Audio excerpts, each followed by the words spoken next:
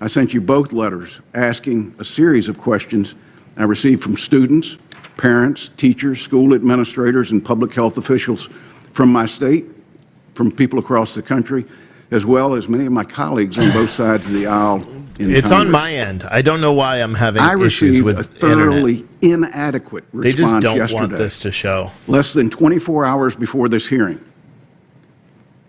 Gentlemen, congressional oversight is not an option. These questions were simple. There were no tricks. In fact, this letter was aimed at helping you inform this committee about what was happening around the country as schools were already in the process of welcoming students back in the classroom when I wrote the letter. In many places in the country, we're almost 2 months into the school year. So this really isn't a back-to-school hearing. Governments, including the state of Missouri, to restrict access to abortion care. Since then, the threat to abortion rights has only become more dire. Millions of Americans are now living in a state where they lack meaningful access to abortion care. The right to abortion is rendered meaningless without access. Most recently, Texas enacted Senate Bill 8, which bans abortion after 6 weeks of pregnancy, before many people even know they're pregnant.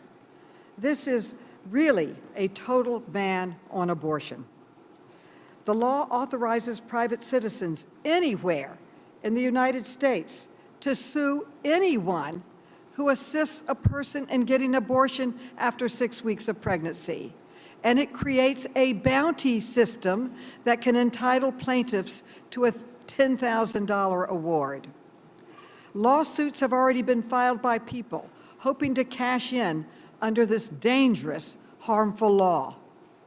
This chilling, far-reaching law turns private citizens into vigilantes who can assert control over other people's bodies. If we do nothing, the consequences will not be limited to Texas. The Supreme Court Anyone who allowed says this anything stupid in unprecedented, chat, you will get banned. dangerous No warnings abortion today. ban to go into effect. Act like adults. And already, medical facilities in surrounding Talking states to you, Patricia. are receiving numerous calls from Texans in urgent need of abortion care.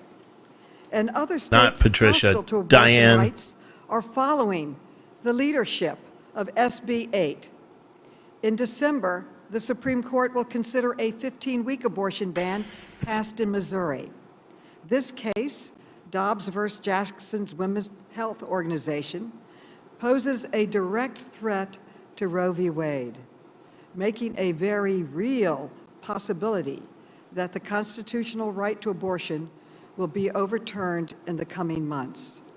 I'll come back when the Let me be witnesses very start. clear. Back long term from maintaining 2,500 U.S. troops in Afghanistan. I mean, weren't we just going to see, just a tiny fraction of the government, of the nation being controlled by the government if the U.S. had 2,500 troops there? I think it's obvious that 2,500 was not going to turn the war around at all. I think what 2,500 would have done is it would have probably prevented the final collapse. That's the one thing it would have done. It would not have liberated all the territory under Taliban control. It would not. The Taliban probably, in my estimation, would have still taken some of the provincial capitals, maybe a number of them, even with 2,500 there. However, the only benefit I would see the 2,500 is, and I think Senator Inhofe was right about this, he wrote an op-ed in which he suggested that we use, at least keep a presence to test whether the Taliban has any. Initiative Lambs for Life and its founders, Alex and Brandon Arrieta. On April 25th in 2016, Alex Arrieta, age 10, was told his cancer was gone and a bone marrow transplant. I don't know why they do What this. would Like, the we U.S. have a bill troop to vote strength on. have needed to be to enable the Afghan government to control Afghanistan and not the Taliban? Or is there no such number? Would infinity still have not been sufficient? Senator, I don't want to sound flippant, but when it comes to counterfactuals on Afghanistan now, I often feel like it's sort of like saying, if I were a horse with a horn and wings, I'd be a unicorn, because at this point, I don't know what the counterfactual is that would have worked. But I mean, you study this and written about it for 20 years. So if the U.S. had 100,000, if we put 100,000 troops in, would the Afghan government have controlled the nation or not? Well, they would have controlled much more of it, sure. I mean, not all of it, no. Yeah, even with 100,000, they could. They wouldn't have. When we had 100,000 in country, they didn't control all of it. Yeah. Thank you. Yeah. Thank you, Senator Kane. Senator Worker, please. Thank you, Mr. Chairman. It's kind of ironic that the Taliban and other terrorist groups ran Russia out of Afghanistan, and now it seems that the Taliban and Russia are somewhat cozy. Let me ask you, Mr. Jocelyn, what effect this debacle and the takeover of Afghanistan by the Taliban, what effect that is likely to have on the former Soviet republics in the neighborhood, Tajikistan, Uzbekistan, and particularly Kazakhstan? Are they more surrounded now by Russia and vulnerable to Mr. Putin? Well, there's two parts to that. There's the Putin angle, and then there's the Taliban angle. When it comes to the Taliban threat to the stands, there's a very clear danger to some of them, including Tajikistan. When you look at what the Taliban did, when we talk about how they cut off the north and they won the north, the way they did that was with al-Qaeda-affiliated Tajik groups, including Ansarullah, which is actually what took over about a bunch of the territory this year and actually started controlling the border crossing with Tajikistan. So the Tajiks, you can see that Tajikistan is very concerned about all this right now when it comes to what's coming out of Afghanistan. They're harboring, they brought in the so-called resistance leaders that were in the Panjshir Valley. I've seen recent reports that they've relocated to Tajikistan. When it comes to Russia and all this, what I would say that's very curious is we were watching how Moscow was bringing delegations of the Taliban to Moscow to stand them up without the Afghan government being present. And they did this over and over again. They had to know that this was diplomatically contributing to the undermining the government of Afghanistan in Kabul. And it was so embarrassing for the Taliban at one point, they actually issued a statement saying, no, we know we beat them, the Mujahideen beat them, and the first time around as a Soviet. I'm switching to the House Oversight Committee on examining the urgent need to protect and expand abortion rights and access in the United States. These are U.S. Congresswomen. This is Miss Presley, who's a witness. Disproportionately impacted our most vulnerable and Black and brown communities. Anti-abortion legislators in 47 states focused on legislating hurt and harm to push this critical health care out of reach. These misguided bans will not actually prevent all abortions. They simply put safe and necessary abortion care out of reach for our most vulnerable, specifically our lowest income sisters, our queer, trans, and non-binary siblings, Black, Latinx, AAPI, immigrants, disabled, and indigenous folks. And none of this is happenstance. It is precise. Like the roots of the anti-abortion movement, these bans are rooted in patriarchy and white supremacy. They perpetuate cycles of poverty and economic inequality and exacerbate many of our starkest health disparities. Enough.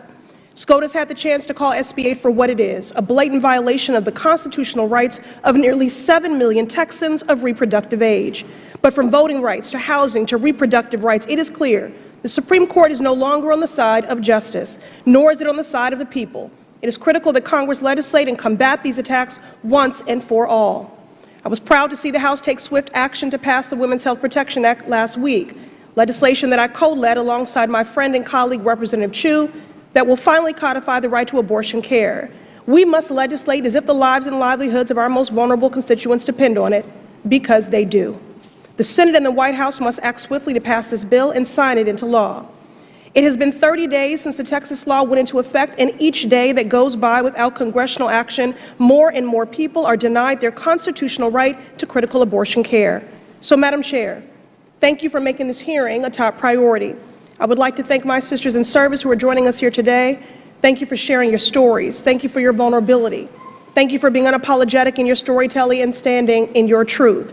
By doing so, you create the space for others to do the same and help us to do the work of dispelling the shame and stigma that has clouded abortion for far too long. And while I greatly appreciate your bravery, I also look forward to a day where people no longer have to relive their trauma in order to advance justice. Thank you to the activists, experts, and providers joining us today. Thank you to our staffs. And for speaking truth to power and ensuring that Congress remains steadfast in our efforts to affirm reproductive rights and justice for all. I'm proud to be your partner in this fight. Thank you. I yield. Thank you. I now just recognize the distinguished ranking member, Mr. Comer, for an opening statement. Thank you, Chairwoman Maloney. The question of access to abortion is an issue that has been and should be left to the states. But that's not to say there isn't a role for the federal government in protecting life. We must continue to prevent taxpayer funding from being used for abortion services as we learn more through modern science about an unborn child's development and ability to feel pain. Yet here we are, having a hearing about a state's abortion law. We're not having a hearing about the border crisis, a humanitarian and national security crisis created by the Biden administration.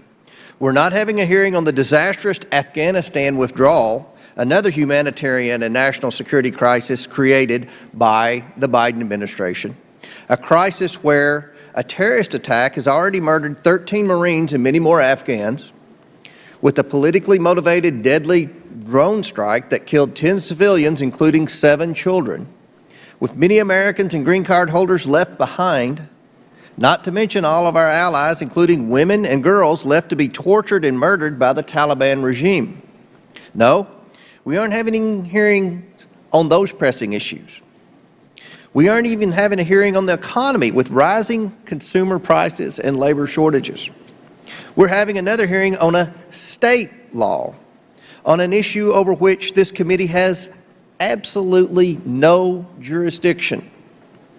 We have sent 20 letters to you, Madam Chair, asking for hearings and investigations. We haven't had a hearing on a single one of these issues. Let me throw out some more stats. In 2019, there was a Republican in the White House and Democrats controlled the House. This committee, the Oversight Committee, held almost 80 hearings with almost 80 administration witnesses.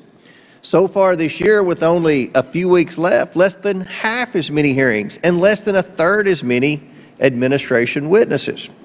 And in 2017, when there was a Republican in the White House and Republicans running this House and this committee, the Oversight Committee, held almost 70 hearings with 112 administration witnesses, 112. So the Republicans took oversight seriously even when there was a Republican president. But with President Biden in the White House, oversight is off the agenda. Apparently, we can't be bothered with it. This is the U.S. House of Representatives. We are a part of Congress, a separate branch of government. We are not in the executive branch. It's our constitutional obligation to be conducting oversight over the executive branch. Rather than do anything remotely close, we are sprinting away from it, to the detriment of our institution, to the detriment of the American people. Now I yield the remainder of my time to Congresswoman Fox. I thank the ranking member. Here, real quick. I guess I got to do this, even though it's fucking. I mean, it's on our group. It's on our page. I have a zero tolerance for stupidity. Okay, on our page, citizenstringer.tv, I'm pretty lax in the chat. We have women that are in the chat. If I see any stupid comments anymore, this is the only warning for anybody. Any stupid comments, you will be banned permanently. I'm not even just talking about locking you out of the chat. I will ban you from our platform. And you know who this is directed at. We have women in that chat. Act like adults. YouTube, if you guys can't do it, I'm locking that chat up. Facebook, if you can't do it, I'm locking that chat up. This is stupid. I mean, you guys are adults, right? Act like it. They're innocent lives who do not deserve death. I refuse to normalize abortion and reject its very premise that the sacrifice of an innocent life that cannot speak for itself is justified in any way. We live in a society that mistakes choice for liberty and denies the dignity of unborn life. But the beauty of living in a free country is that we can use our liberty for love. We must put love into action every day, affirming the value of life at all stages, no matter the difficulties it presents. Striving to love daily is not easy, yet it is the greatest exercise of our freedom, and there is no life unworthy of that love.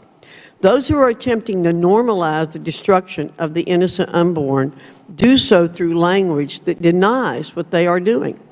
Today we'll hear many terrible euphemisms, we've already heard them, for the slaughter of children. Allow me to define some of the terms. Women's health, abortion or destruction of innocent unborn babies. And how can this be true when half of the babies aborted are female? Reproductive freedom, the ability to murder a child out of convenience. Abortion rights, robbing another of life. Pro-choice, destroying innocent life. It is important that we not allow these terms to obscure what is happening to millions of unborn babies. It is becoming a common refrain for many women to say that, quote, I wouldn't be the person I am today if I hadn't had an abortion, end quote. Well, I can tell you that Representative Kamek literally would not be the woman she is today because of abortion. She would not be with us. And those of you who promote abortion wouldn't be with us if your mothers had had an abortion. We should grieve for the millions of children whose lives were ended because they were not wanted. Whether a pregnancy is planned or unplanned, or even the result of horrific circumstances, ending that child's life with an abortion to empower or protect the, quote, freedom, end quote, of the mother is not an answer. Abortion only compounds the sorrow. How can any woman say that her life is better because of abortion? Who is anyone to say that? Has she looked into the future and seen all the possible arcs of her life? Has she seen the future of her unborn child's life and all the possibilities that life held? Has she determined that her child's life is not worth living? Abortion is not prideful. It is not a form of empowerment. Motherhood is empowerment. Only women have the ability to bring life into the world. Abortion is robbing a woman of motherhood and robbing a human being of God's most precious gift, life. Life is the most fundamental of all rights. It is sacred and God-given, but tens of millions of babies have been robbed of that right in this, the freest country in the world. This is a tragedy beyond words and a betrayal of what we as a nation stand for. Before liberty, equality, free speech, freedom of conscience, the pursuit of happiness, and justice for all, there has to be life. And yet for millions of aborted infants, many pain-capable and many discriminated against because of gender or disability, life is exactly what they've been denied. And an affront to life for some is an affront to life for every one of us. One day, we hope it'll be different. We hope life will cease to be valued on a sliding scale. We hope the era of elective abortions ushered in by an unelected court will be closed and collectively deemed one of the darkest chapters of American history. But until that day, it remains a solemn duty to stand up for life. Regardless of the length of this journey, we will continue to speak for those who cannot.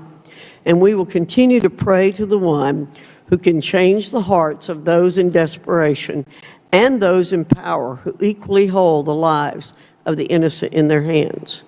May we, in love, defend the unborn. May we, in humility, confront this national sin.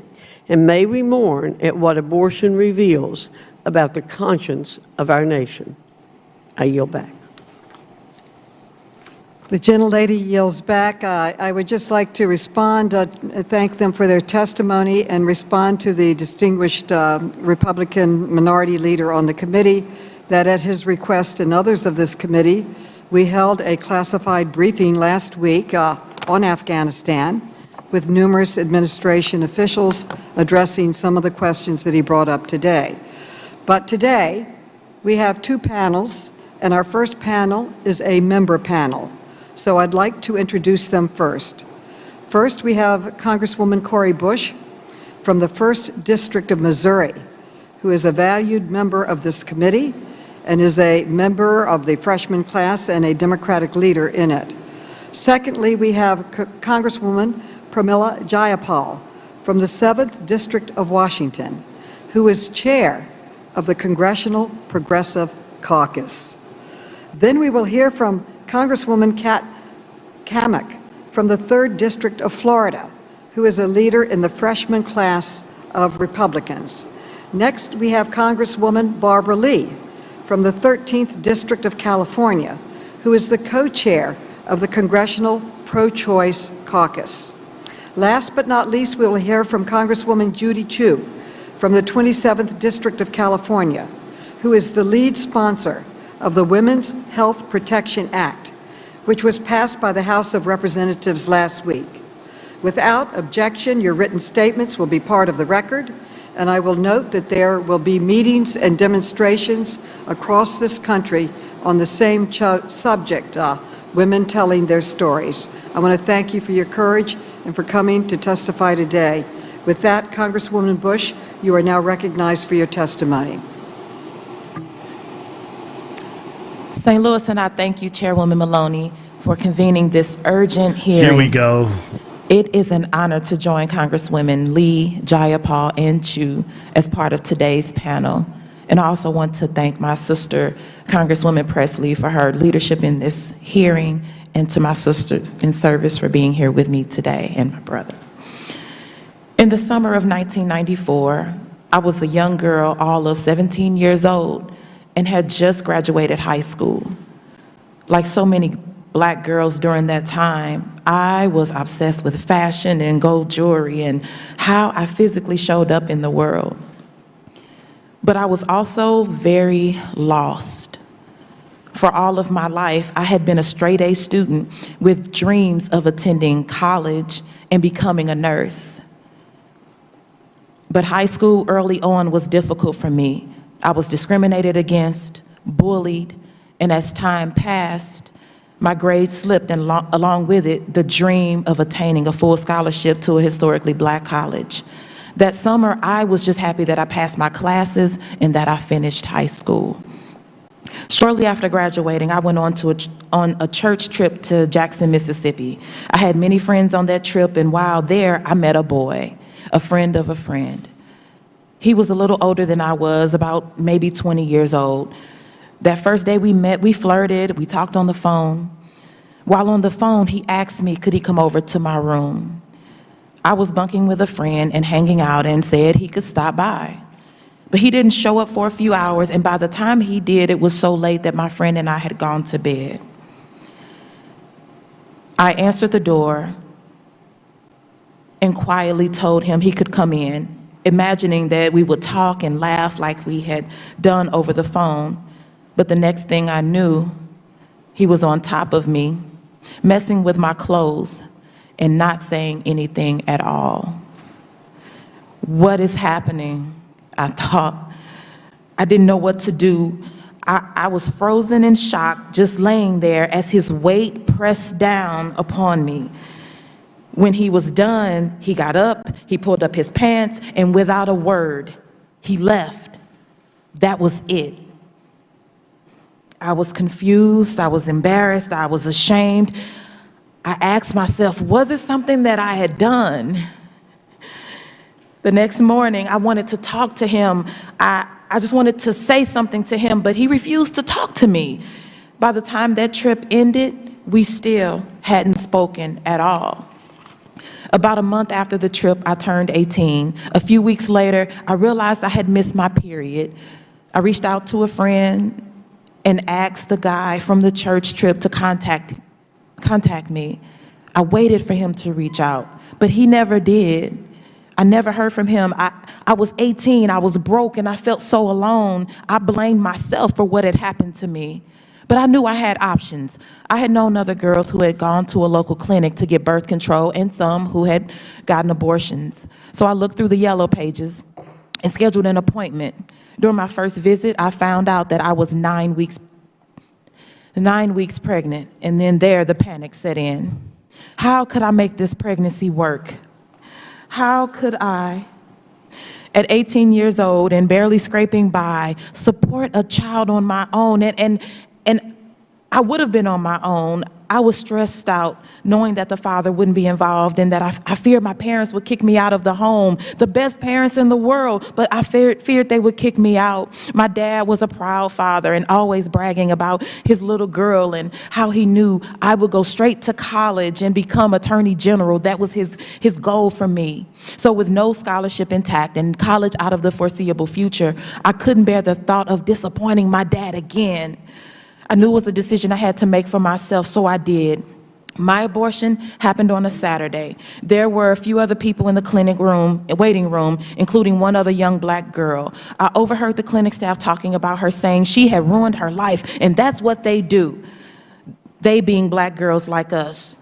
Before the procedure, I remember going in for counseling and being told that if I moved forward with this pregnancy, my baby would be jacked up because the fetus was already malnourished and underweight. Being told that if I had this baby, I would wind up on food stamps and welfare. I was being talked to like trash, and it worsened my shame. Afterwards, while in the changing area, I heard some girls, all white, talking about how they were told how bright their futures were, how loved their babies would be if they adopted, and that their options and their opportunities were limitless. In that moment, listening to those girls, I felt anguish. I felt like I had failed. I went home, my body ached, and I had this heavy bleeding. I felt so sick. I felt dizzy, nauseous. I felt like something was missing. I felt alone, but I also felt so resolved in my decision. Choosing to have an abortion was the hardest decision I had ever made. But at 18 years old, I knew it was the right decision for me. It was freeing, knowing I had options. Even still, it took long for me to feel like me again until most recently when I decided to give this speech. So to all the black women and girls who have had abortions and will have abortions, we have nothing to be ashamed of. We live in a society that has failed to legislate love and justice for us. So we deserve better. We demand better. We are worthy of better. So that's why I'm here to tell my story. So today I sit before you as that nurse, as that pastor, as that activist, that survivor, that single mom, that congresswoman, to testify that in the summer of 1994, I was raped, I became pregnant, and I chose to have an abortion. I yield. Thank you. Congresswoman Jayapal, you are now recognized for your testimony.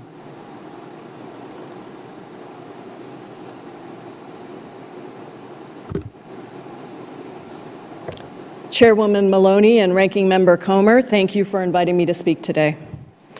I speak to you as one of the 1 in 4 women in America who have had an abortion. And for you to understand how I ultimately decided to have an abortion, I have to start earlier with the birth of my first child, Janak. Janak was born at 26 and a half weeks while I was on a 2-year fellowship living in India. They weighed only 1 pound, 14 ounces, and upon birth went down to a weight of just 21 ounces. Janak was so small they fit in the palm of my hand, the size of a medium-sized squash. For 3 months, we did not know if Janak would live or die. They needed multiple blood transfusions, had to be fed drop by drop, and constantly had their heart stop and start. We returned to the United States after 3 months. In those early, intensely difficult years, Janak had hydroencephalus, water on the brain, seizures, and repeatedly returned to the emergency room because of life-threatening pneumonia.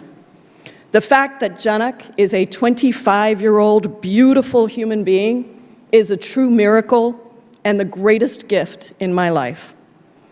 At the same time that Janak was born, I was also fighting to keep my legal permanent resident status, married to a U.S. citizen with a U.S. citizen child now. In the end, I was able to return to the United States with Janak, provided that I started from scratch to qualify for citizenship. As a new mom taking care of a very sick baby and recovering from major surgery myself, I was struggling. I experienced the child, similar to what I had gone through with Janak. I very much wanted to have more children, but I simply could not imagine going through that again. After discussions with my partner, who was completely supportive of whatever choice I made, I decided to have an abortion. You know what? I can't do it. Can't do it. It's fucking murder. I'm not watching. If you guys gotta go watch it on your own. I'm not even. I've literally closed that. I'm not covering that shit. Oh God, I'm gonna punch my hand through the wall. Let's go back to Afghanistan. Administration.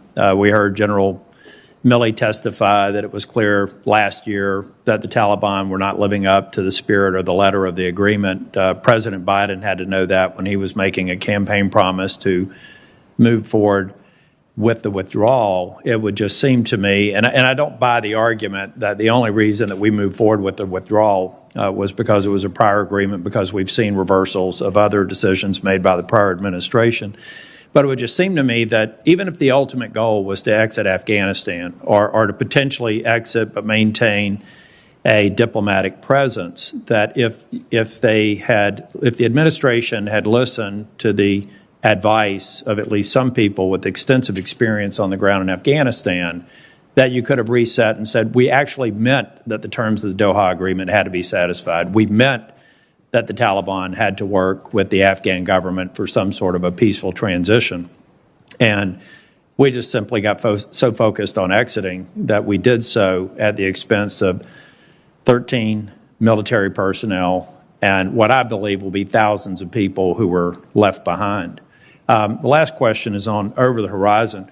You know, and I think Senator King said that he's not sure that, I think you said that maybe over the horizon is being oversold. If we really believed with the issues of the air corridors and the lack of reliance or the lack of credibility with the Pakistani government, if we believe that we can conduct counterterrorism and intelligence missions over the horizon in Afghanistan, a landlocked country with very, very narrow corridors to execute, why wouldn't we withdraw from any other dangerous place in the world where we have a coast and we have air pathways? Why wouldn't that be the logical conclusion you would draw? If you can do it in Afghanistan, then you can do it in Somalia and another dangerous place where we think we need to be there to maintain assets to protect the homeland and U.S. interest. Why wouldn't that be the logical conclusion? You know, no, it would be the logical conclusion, Senator. And the bottom line is, every time we've talked to the military over the last 15 years or whatever it was, talk about over the horizon was always problematic. It wasn't necessarily a good thing. Afghanistan is going to be even more problematic in a lot of ways. You know, just on the Doha Agreement real quick, I was very loudly critical of that as early as 2018, and then again in 2019. You can Google me and Google the Doha Agreement. I laid it all out for everybody very quickly what was going to happen. There's another part of the Doha Agreement that I think you, Senator, should pay attention to, which is, I don't have it in front of me, but Section 1F of the agreement actually prevents the U.S. from using military force in Afghanistan. And so if the U.S. says that this agreement is binding and in effect, the Taliban will say, well, therefore, you cannot then use any kind of force in Afghanistan. And in fact, just yesterday, the Taliban released a statement in English saying that the flying of U.S. drones over Afghan airspace was a violation of the Doha Agreement. They actually, when Secretary Austin said that the Haqqanis, including Sergio Haqqani, he implied that he could still be targeted by the U.S., the Taliban came out and said, no, the Doha Agreement says you can't target him, that actually he's protected by the Doha Agreement, which means, in effect, the Doha Agreement, if we accept that reading, is protecting al-Qaeda. Thank you, Senator Tillis. Thank you, Mr. Chair. Senator Warren, please. Thank you, Mr. Chairman. When General Miller appeared before this committee at his nomination hearing in 2018, I quoted 4 previous Defense Department leaders who had come before this committee and proclaimed that we had finally turned the corner in Afghanistan. I said that we had turned the corner so many times that we were going in circles. That was in 2018. And for years before that, DOD leaders told this committee and the American people about the progress we were making. But as we know from the Afghanistan papers published by the Washington Post, that simply wasn't true. As early as 2006, senior leaders knew that the Afghan government under Karzai had, quote, self-organized into a kleptocracy, end quote. And in 2010, David Petraeus reportedly said in a Situation Room meeting that the Afghan government was a, quote, criminal syndicate. Dr. Nasser, do you think that a kleptocratic government that acts like a criminal syndicate is likely to win and maintain genuine support from the population? No, Senator, it did not. And as I said in my testimony, when we had mission creep from fighting terrorism to state building in Afghanistan, and the amount of money that we put into it actually created circumstances that made the war more difficult. So I actually want to go directly to that point. We knew that the Afghan government was weak. We knew that there was little effective oversight. And even so, over the years, the United States poured hundreds of billions of dollars into Afghanistan. So let me ask you, Dr. Nasser, by flooding the country with cash like we did, were we fueling corruption in the country? yes, the corruption obviously was based on the money that came from the outside. There was no money within Afghanistan itself, and that did cause unhappiness. It caused disgruntlement, and it did help Taliban recruitment going forward. And part of the legitimacy problem of the Afghan government is corruption. And I think in the collapse of the Afghan security forces, we saw that again, that most of the money that was supposed to go to salaries lined the pockets of commanders. Yeah. We also know that the public military assessments of the Afghan National Security Forces were wildly inaccurate. In 2008, General David McKiernan said, quote, "I will report to you that the Army is on the right path.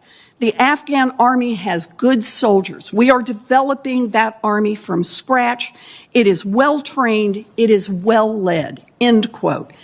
Then in 2010, General Mattis said, quote, "This is the worst nightmare for the Taliban, that the Afghan Army is increasingly effective, partnered with our forces and moving against an enemy that they know better than anyone," end quote. And there are a whole lot more statements like that I could read. I won't continue to quote them. Despite a decade plus of rosy public statements like that and throwing truckloads of money and the finest American equipment at them, when we said we were leaving, the Afghan Army collapsed almost instantly.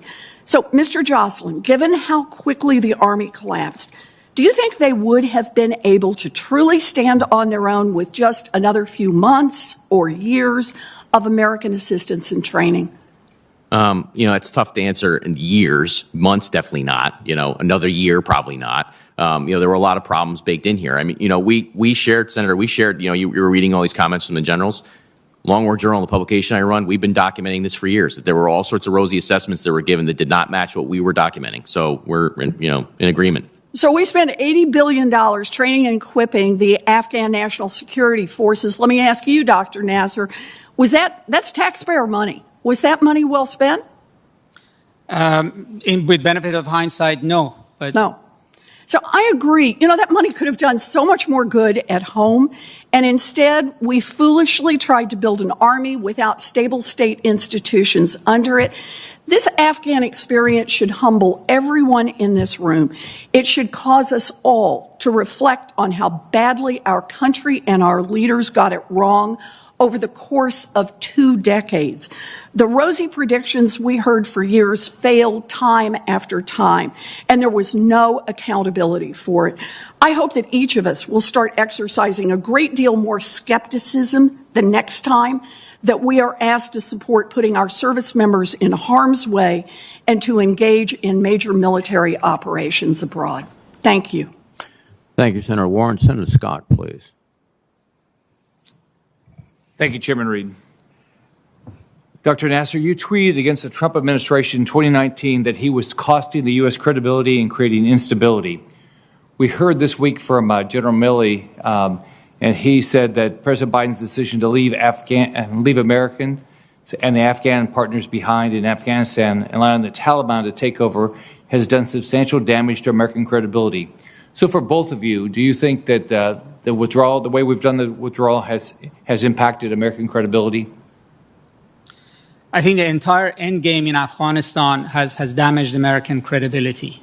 We waged our longest war in this country and then ended up negotiating an unhappy agreement with an enemy that we said we would never talk to.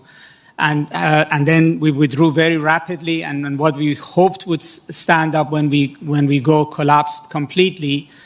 And so we are in a position where our ability to see through our projects are suspect, our ability to stick with our strategies are suspect, and also our ability to execute our policies are suspect. So I agree. I do think the whole thing has damaged our credibility. I agree with Dr. Nasser. I think the whole end game here has damaged our credibility. I think particularly this year, the scenes we witnessed in Kabul, as somebody who monitors the jihadi world very closely, those scenes are playing out across the world right now in recruitment videos and propaganda and media. They took the last shot of the last American soldier leaving Kabul, which CENTCOM put online for some reason.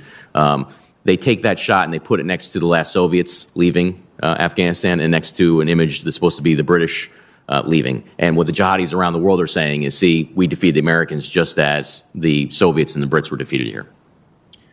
Would each of you and do you think the American people should view the Pakistan as an ally? And do you think if so, do you think they'll remain an ally?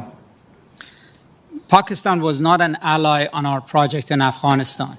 Their interests were not aligned with ours. They wanted a different kind of government in Kabul, and they bet on the Taliban to bring it about. And we continuously were trying to square the circle with the Taliban and with Pakistan, and it didn't work.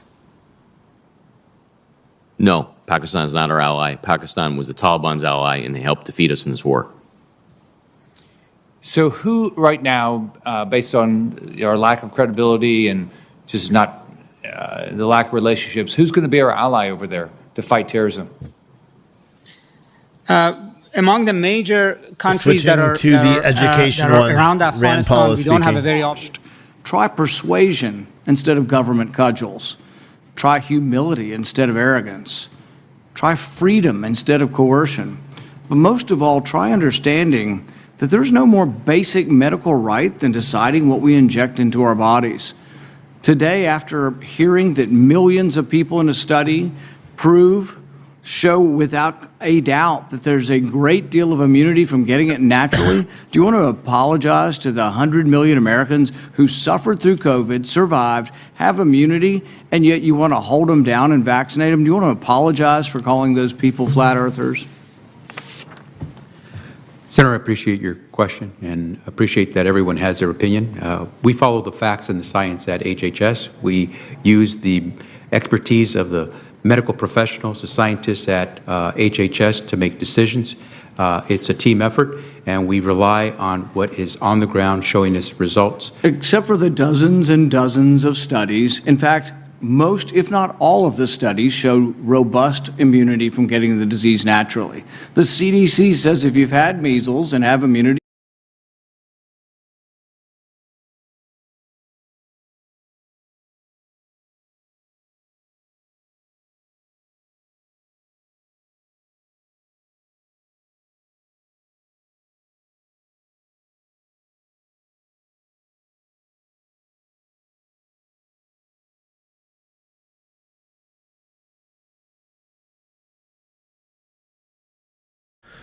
I muted the sound. I have to, because YouTube I'm not allowed to play it on YouTube.